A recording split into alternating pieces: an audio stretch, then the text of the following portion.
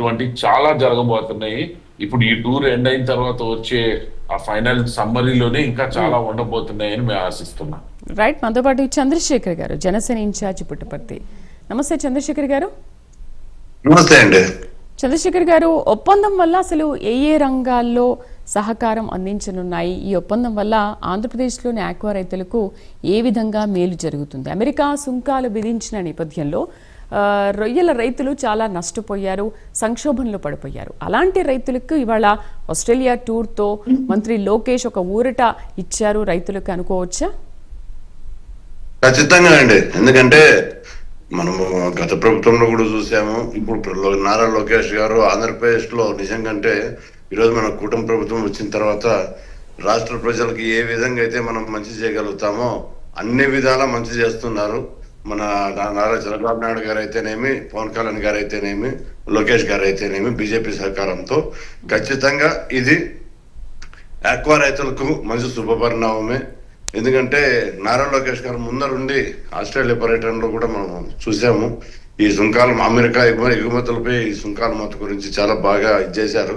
ఖచ్చితంగా ఈ ఎగుమతి ఒప్పందంతో ఈ పరిష్కారము బాగా అవుతుందనే మేము అనుకుంటున్నామండి. అంటే ఏ ఏ రంగాల్లో ముఖ్యంగా సహకారం అందించనున్నారు?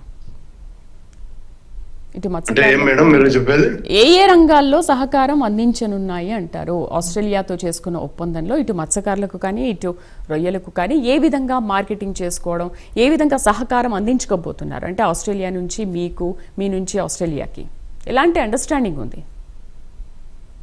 ఎలాంటి అండర్స్టాండింగ్ అంటే మేడం, ఇప్పుడు ఈ రొయ్యలు ఏవైతే మనం ఇక్కడ రొయ్యల రైతులు ఉన్నారు, రొయ్యల చెరువులు కానీ ఇంకోటి కానీ వీరందరూ అవి హలో వినిపిస్తుందా?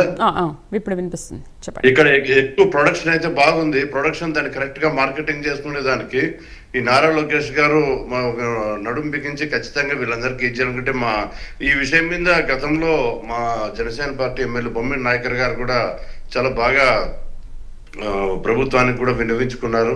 ఖచ్చితంగా రొయ్యల రైతుల గురించి మనం ఇచ్చేయాలని నారా లోకేష్ గారికి, చంద్రబాబు నాయుడు గారికి.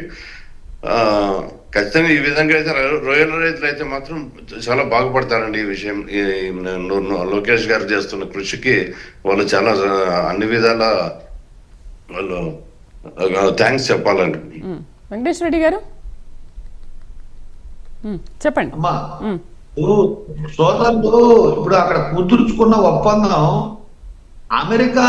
అమెరికా సుంకాల వల్ల జరిగిన నష్టానికి ఎంతో కొంత ఊరట కలిగించే అంశం తప్పితే సంపూర్ణంగా ఆక్వా రైతులకి సంపూర్ణంగా ఏదో అద్భుతాలు జరిగే ఒప్పందం అయితే అని నేను అనుకోవట్లేదు.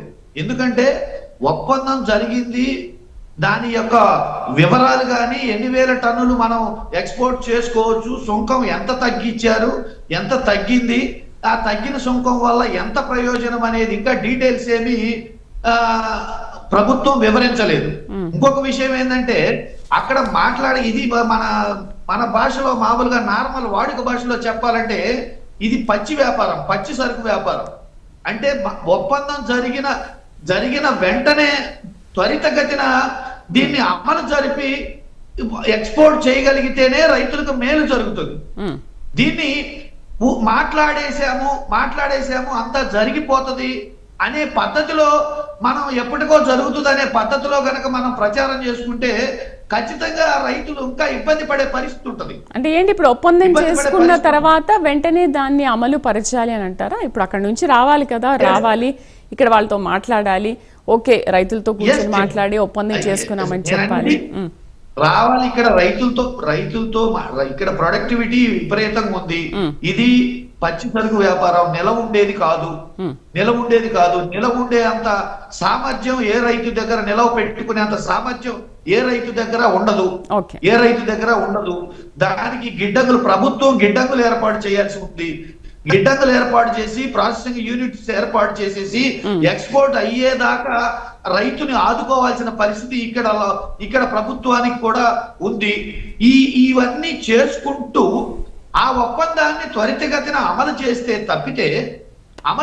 తప్పితే వెంటనే ఇప్పుడు ఏదో నారా లోకేష్ గారు మాట్లాడేశారు ఇక్కడ వెంటనే రైతులు పండగ చేసుకునే పరిస్థితి అయితే కాదమ్మా. సరే వెంటనే ఏమంటారు అహ్మద్ గారు? పరిస్థితి. ఇప్పుడు వెంకటేశ్వర రెడ్డి గారి క్వశ్చన్ ఏంటంటే ఒప్పందం చేసుకున్నారు, వెంటనే అమలు పరచాలని అంటున్నారు.